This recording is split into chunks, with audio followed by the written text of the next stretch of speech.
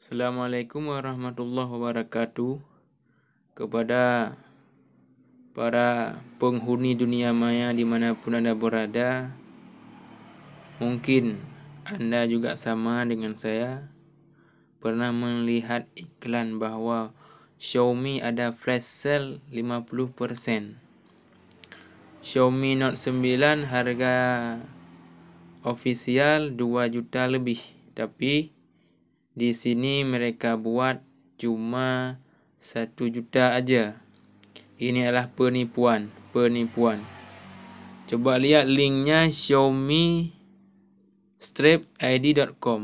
Ini merupakan bukan website resmi Mi Store. Ini saya belum mentransfer uang, cuma baru memesan aja. Ada dikirim nomor rekeningnya, sudah saya cek bahwa nomor rekening ini sudah banyak laporan ini merupakan rekening penipuan.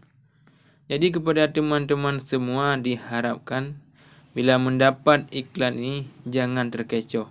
Ini merupakan perbuatan orang yang tidak bertanggung jawab yang mau mencari uang di balik kesusahan orang lain. Demikianlah. Assalamualaikum warahmatullahi wabarakatuh.